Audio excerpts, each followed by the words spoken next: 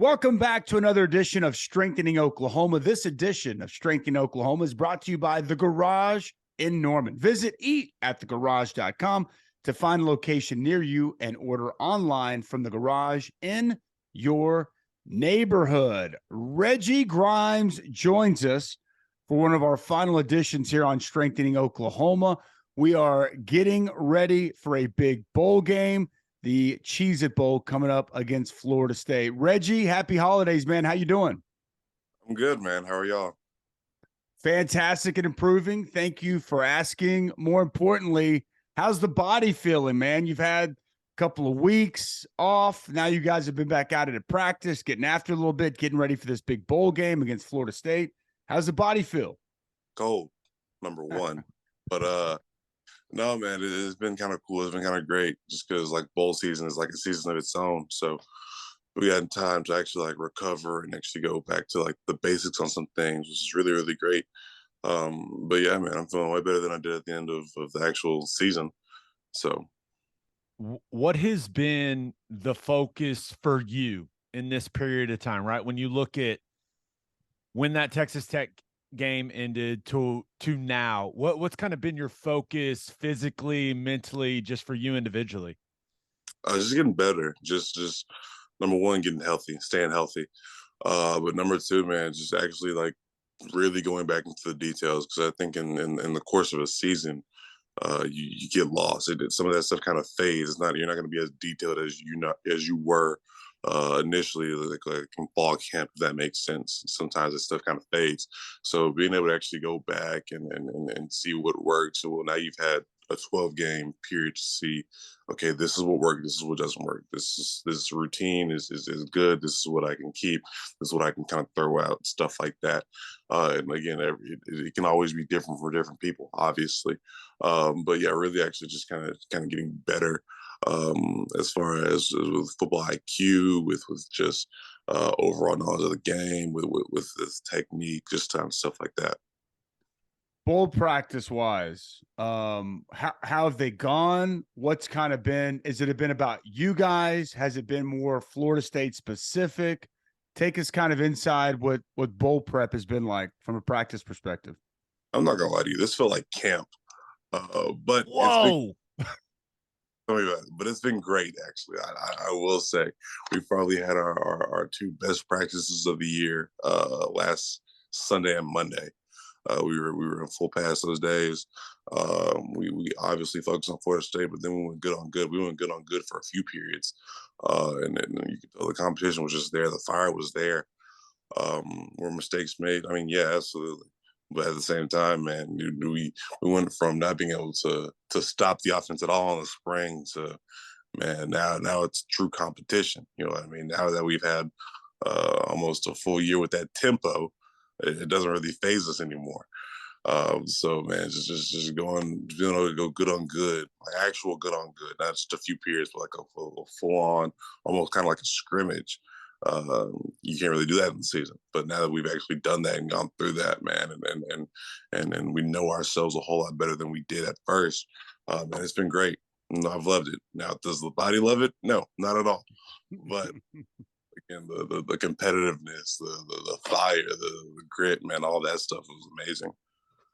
So it doesn't sound like it's a soft lead up to this Cheez-It Bowl, but I got a question about that good on good because both of the offensive tackles that started for y'all's team have made the decision to not play in the bowl game. So for you, what has the battle been like with some of these offensive tackles, you know, with Guyton, with Parks, with Sexton? Like, what have those battles been like for you? I think the main thing is like, again, you can't go into it, and then we're all guilty of this. You can't go into it just thinking, oh, well, it's not Anton or Wanye, so it's not going to be competition. No, man, these guys, especially the three you mentioned, man, they've actually stepped up and stepped into those roles, and they're competing for a starting job, you know, like we all are. But man, they've gotten leaps and bounds better, especially in these past few weeks. So if you go into it thinking, all right, well, these ain't the true starters, quote unquote, so it's going to be easy, man. You're fooling yourself. Okay, there have been actual battles. You know what I mean? Because we haven't seen them a lot all year, right? So they're naturally their bodies are a little more fresher. But man, there's been actual battles like with the entire D line O line, man. It's been great. The competition has been amazing. It's been the best it's been all year. So Love to hear that, man. I can't wait. And I think of it like this: when guys move on, they opt out. There's somebody that's going to want to opt in, and there's going to be an opportunity that presents itself. And I can't wait to see who really grabs hold of that and takes advantage of that. Speaking of opportunity, that's what National Signing Day is. All three of us have lived it in probably our own variety of ways. But I mean, National Signing Day presented an opportunity for all three of us to go to the University of Oklahoma and get a chance to get school paid for and have an opportunity to play at one of the most prestigious schools in the country. That happened again yesterday earlier in the week for 24 guys. I'm curious, based off of those, any thoughts? Like, do you follow it? Do you watch it? Do you even care anymore about signing day? Did you have to host or recruit or help talk to any of these players that we saw sign yesterday, part of this class? man, this one just crazy. Yes. So Ashton Sanders, we call him Champ, and Taylor Wine. Taylor's a guy from around the Nashville area. He actually went to the same high school I went to when he was a freshman, and I was a senior. Had no clue who he was that much. I knew his older sibling, all right, but I didn't really know him that well because he was a freshman. I was a senior, right? But man, when he came up here for the Oklahoma State game, I recognized his face, but not necessarily him that much. And then he started talking. I was like, man, you're Taylor. Okay, I remember you, right? So I mean, that was really really cool that we got him. So we have another Tennessee guy up here, and then Ashton Sanders. I hosted him right before he committed. You know what I mean? He's a real good guy, real knowledgeable about the game, man. It's just starving to learn. Both those guys are starving and craving to learn like the game and what like as soon as Ashton signed, man, he asked me to send me like some of the plays on the inside so he can go ahead and start to get into it, man. I just love seeing that. But yeah, as far as everyone else is concerned, I really followed it that much. Just more or less the guys that I had a hand in hosting. So yeah, that's you seem like one of the guys that the staff would be like, Reggie, you're hosting him. Sorry, I know you may have stuff going on, but man, you're old and wise and you're responsible. You seem like a perfect candidate for having to host a lot of people. I was that guy, so I get it, man.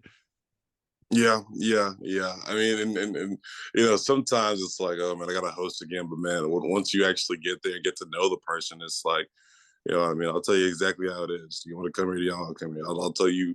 I mean, it makes me no difference personally, you know. But this is what you should look for in the school. All right. Well, do you feel at home? All right. Well, how's your coaching staff? How do you feel like your classes are gonna go?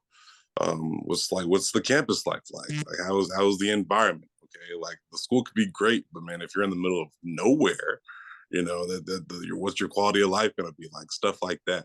And you know, people say Norman's middle of nowhere. It's really not because Oklahoma City is like 20 minutes away. So if you really need to get out and do something, man, the city's right there. And there's stuff to do in Norman too. Like I go bowling a lot. That's my thing personally. So, but yeah, man, you just gotta have to talk with these kids and just like, hey, man, this is what you should look for in school. Not saying that I'm not just trying to get you to come here, all right? I'm just trying to be an actual person, man. If here's not the place for you, then by all means, go somewhere else, succeed, strive, do all that fun stuff. But this is what you should look for in school. So I think that's awesome. You keep it real. And obviously I'm sure the recruits appreciate that aspect of it too. Unlike you two, they did not ask me to host a lot of players.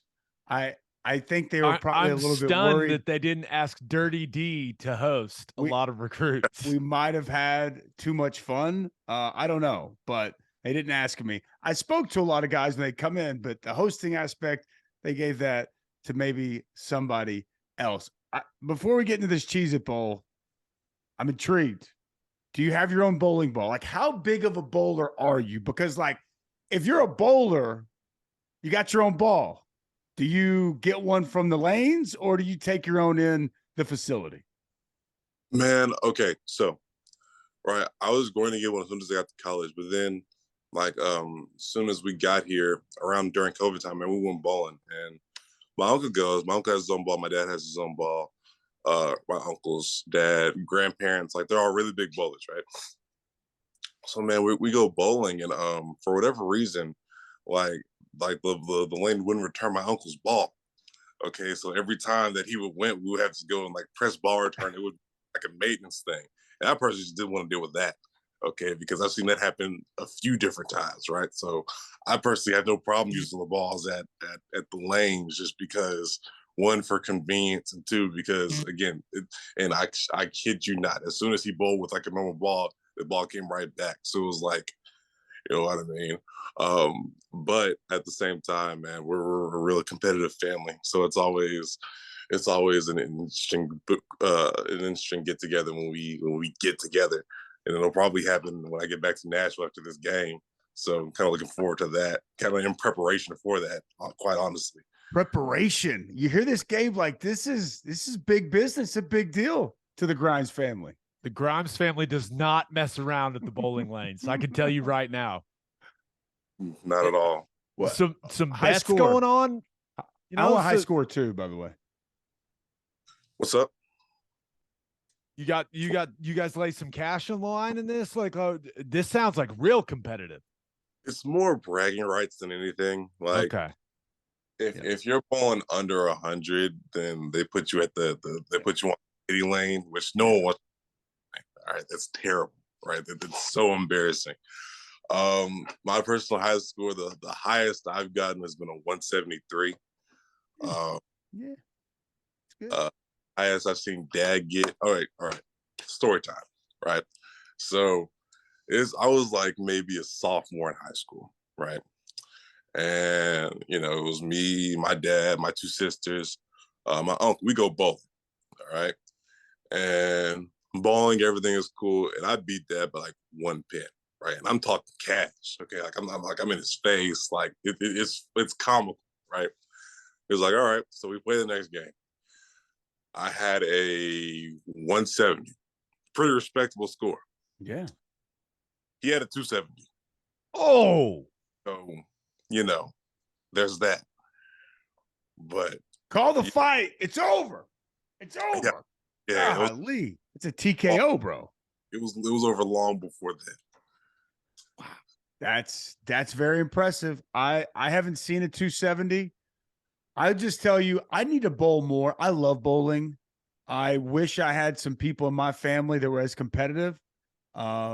And I would love to be able to bowl 270. I'm going to strive to be more like the Grimes family, spending more time at the lanes. And I know this much. It sounds to me like that 270, based off your story of your uncle, it could be in question, because I'm not so sure that your uncle, your dad are using regulation balls. Like, I think that there's some shadiness going on, and maybe that's why they weren't being returned from the system. So not saying, just saying, man. I mean, it might be. I don't know. All I know is I've never bowled a 270. So, well, I think you should get your own ball. That's all I'm saying. Like, once you do that, it may help the score quite a bit. All right. Speaking of helping the score, Cheez-It Bowl. When it first came out, Florida State, 9-3, top 15 school, big brand in college football, kind of resurging back to the top. What were your thoughts when they first made the announcement Oklahoma was going to be heading to Orlando in the Cheez-It Bowl to play Florida State? I was like, man, Orlando is great. Okay, because at first it was looking like Memphis or for Phoenix, one of those cities. And I honestly wasn't really looking for. I mean, if it was Memphis, it would have been kind of cool. I just wouldn't want to spend a week there. I mean, that's like 3 hours from the house. That's dope. I get to see my Tennessee family, all that fun stuff. But it's in Florida. It's in Orlando, which I have family in Florida. I have family in Tampa, which is just like an hour away. So that's really cool. That's really dope. Get to spend Christmas with them, all that fun stuff. But just talking about the matchup, man, I was like, man, we get the Seminoles. This is great. All right, this is a good ball game. You know what I mean? They don't have anybody opting out. Many guys opting out. The narrative was always going to be against us, just to begin with. You know what I mean? And now that it has fully formulated to that, man, we love it. We love being the underdogs. You know what I mean? We love people just not giving us any kind of chance. You know what I mean? Because that fuels you. That gives you more of a passion for it. All right, not just as a player, but man, as a man. Okay, like man, no one is expecting us to win this game. No one's expecting us to compete in this game. So, man, I couldn't wait. I can't wait. You know, we do based off the preparation that we've had, man. I'm really excited to go out there and play. If you guys are going to compete and ultimately win this football game, you got to slow down the quarterback, right? Yep. Jordan Travis, he is a very talented athlete, good player, strong back half of the season for him. As you prepare for this game, what do you see from their QB? Man, he's a baller. Just straight up, this kid's a baller. All right, so how do we contain him, man? Well, we have to have a cage rush mindset when it comes to rushing the passer. All right, this isn't necessarily a spin move week. This isn't a week where you can take a flyby. Okay, you have to kind of cage that quarterback. You have to have eyes on the quarterback. But they also have playmakers. They have good running backs. They have good receivers. They have a good O-line. Okay, so you have to be mindful of that. But it all runs through the QB. So you have to be aware of that, but don't be afraid of it, if that makes sense. Controlled rush, right? Yep. Like to your point, when you say flyby, I mean, my gut would tell me you mean you get past the defensive end, you can't just be flying by. You got to, once you get to the level of the quarterback, you got to now start to condense, press that pocket, and restrict his running lanes, right? Like, and I'm sure making sure that if it's just a 4-man rush, keeping 2x2 balance and trying to condense those running lanes, got to be a big key against this guy as well. Yeah, absolutely. If it gets to just a 4-man or a 3-man pressure, man, we have to again cage the quarterback. All right. So if we end up passing, we have to counter back now. Yeah. Okay. Because again, if this kid breaks contain, if he gets outside, it's going to be a problem. Okay, so you have to again, and he's a good runner. He likes to extend plays with his feet. All right, but he also has a great pocket presence. Okay, this isn't a normal quarterback. This kid is he's a baller. Okay, just clear cut. This kid can play. So you have to be aware of that. But again, man, don't be afraid of it. Just love the challenge of man, we're about to play another football game. We're about to play a good football team. There is a streak of winning seasons on the line for Oklahoma. Is that something you guys have talked about a lot? Is it something that the players have talked amongst themselves about? Not necessarily, honestly. It's more of, man, this is Team 128's last outing. Okay, how do we want to be remembered? Do we want to be remembered as just the underwhelming team of Coach Venables' first season, or do we want to go out with a bang? I mean, and the main thing is, man, regardless of what happens, okay, we're not going to have a Monday practice the next day. We're not going to have a Tuesday practice. We're not going to have full pads. We're not going to have meetings. We're not going to have, none of that's going to happen, okay, after the game. All right, so man, just leave it all out there and leave no doubt about who you are as a person, as a player, as a teammate. Man, just sell out, because what do we have to lose?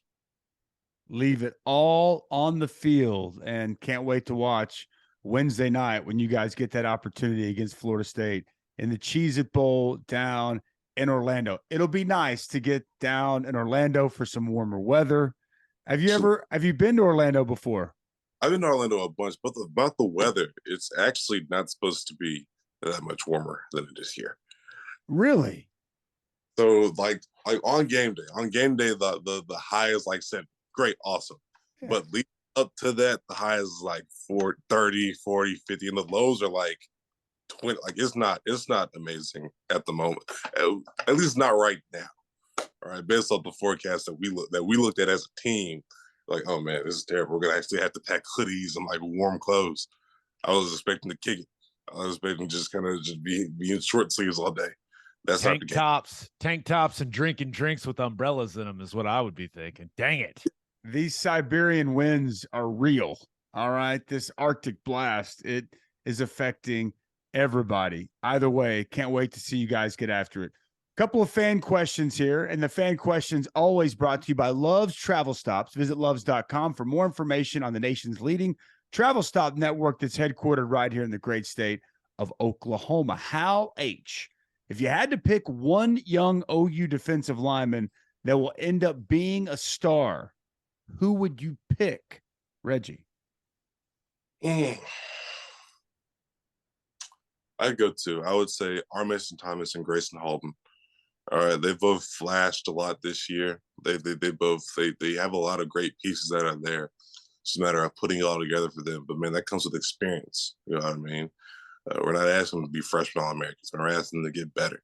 But man, those two kids, especially through again this bowl week, this bowl prep, man, they have flashed a lot. Okay, so as far as guys whose stock I would buy in the future, I would buy those two. Absolutely, those two. I like it. I'm excited about R. Mason Thomas. Same. We did some stuff last week, and we had, for the Florida State game, and we had to pick a defensive rising star of the year, and he was my selection. So I think that he's got a chance to be a really, really, really productive player here. All right, last question. This one's a tough one. Okay. Carl N. asks, what is the ideal Christmas meal for you? Oh boy. All right. I haven't had one of these. Actually, I haven't had one of these in a while, just because again, we've been on the road playing games. The ideal Christmas meal for me. All right, so you have to have country ham. Okay. Like my grandfather on my dad's side, he does like a Christmas breakfast kind of thing, which is really dope, super amazing. All right, so like his monkey bread, his French toast, that is amazing. Right, so again, have to definitely have those two things. So just as far as, let's just say it's a Christmas breakfast, right, or a brunch. Let's say brunch. So I love brunch. Yeah, I do too. It's a really great thing. So good. You have to have the monkey bread. You have to have the bacon, the country ham. You have to have biscuits. Oh my gosh, biscuits with jams, jellies, whatever, hors d'oeuvres, all that fun stuff. Like if you can get just a solid selection of just like breakfast foods, like, well, matter of fact, I'll ask you all a question: waffles or pancakes? I like a waffle. I like them both. I mean, I'm a fat kid. Like I'm a 300 pounder. So I have my heart. It's hard for me to pick one or the other, but if just had to pick one, give me a waffle, man. And if I'm really being fat, I'm okay filling in almost every square with both butter and syrup. Not afraid. That's exactly how I am. Okay. But I love pancakes too. So like my grandma, she'll make them on the griddle. Okay, like it'll be like, so like by the time she calls up, there'll be like 3 huge stacks on a plate, man. Y'all go get food, stuff like that. So I mean, again, man, just any breakfast food, any like true breakfast food that's like made in house, especially, is what I would consider an ideal Christmas meal. But that's just me. Love that. I love that answer. Just a couple of 3 fat kids sitting around talking about Christmas breakfast, and there's nothing better in the universe. Makes me so happy. Reggie, it's been a pleasure, man. I've enjoyed it all season. Best of luck this week against Florida State. Have a very Merry Christmas with your family, man, and can't wait to talk to you again very soon. Thank you. You as well. All right. Big thanks to Reggie for joining us. And now it's time for me and my man Gabe to break it down. The breakdown brought to you by the Oklahoma Proton Center. It's one of the top cancer centers in the region using state-of-the-art proton therapy. Oklahoma Proton Center, more than a cure, quality of life. We've talked so much about this matchup. By the way, bowling and breakfast food, I could go on for days. Reggie and I, we could hang out. We could have a lot of fun because I love bowling and I love breakfast, as I know you do as well.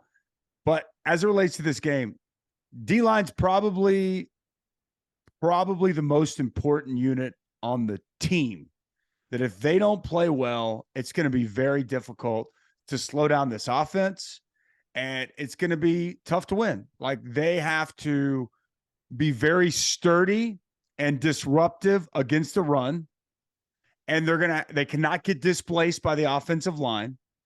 And then exactly what Reggie talked about, restricting Jordan Travis's ability to break the pocket, move around, whether it's to create space and buy time for his receivers to get open and throw it, or just making plays with his legs. Those are the two biggest components. And linebackers fits are going to be really key too. I don't want to act like they're not. But the defensive line to play at the level of physicality, and again, as much as anything, not get displaced, not get moved from where they're supposed to be, anchoring down, settling in, whether they're playing on the other side of the football or at the line of scrimmage.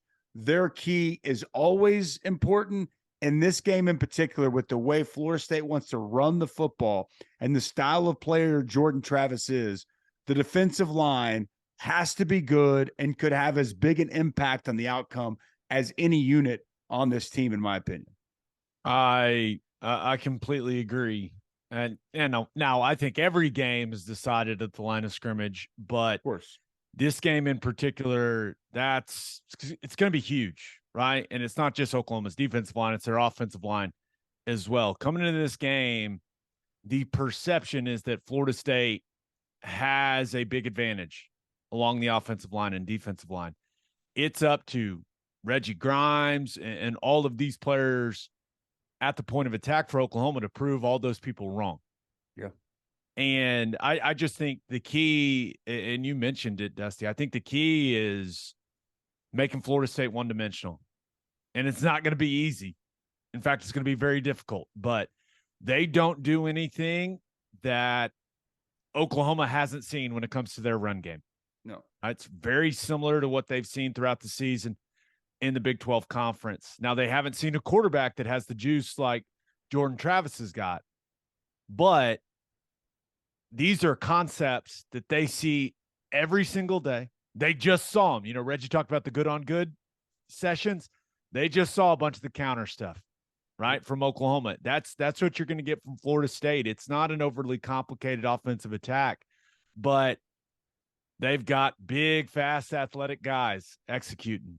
And if they can slow down, you know, Trey Benson and this run game, and they can force Jordan Travis to play quarterback from the pocket, that's their best chance, right? If you can force them to be into passing situations and make him read things out and distribute the ball accurately, you're going to give yourself a good chance in this game.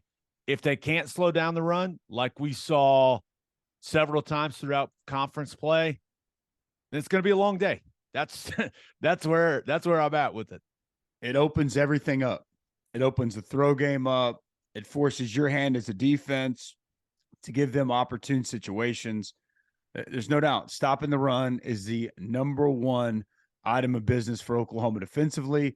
And it's a combination of running backs. You see a three-headed monster. I think the counter is the most important play that Oklahoma slows down, as you referenced. And then the quarterback run game. And Jordan Travis it's short area quickness, it's burst, it's acceleration. I don't know what his top end speed is. I don't know. But he can really maneuver very well in tight spaces. He can keep plays alive. And when you think you've got him, sometimes you don't. And you got to keep contained, man. You cannot allow him to get to the edge. And his burst and acceleration, that's what is very lethal. So it's going to be a huge component of this game, and it's going to be extremely important that Oklahoma takes care of that. Big thanks to Muse Growth Strategies for all the work they've done to spread the word about strengthening Oklahoma. Reminder, support Crimson and Cream Collective. These are very real. They are potentially very impactful. You want to help make a difference. You want to not be as upset maybe about some of these flips. I don't know. Not telling you what to do, but that's not going to hurt anything, I can assure you. And a big thanks to all of you for supporting us, for watching and listening. We thank you. We appreciate you. And we'll see you again one more time right here on Strengthening Oklahoma.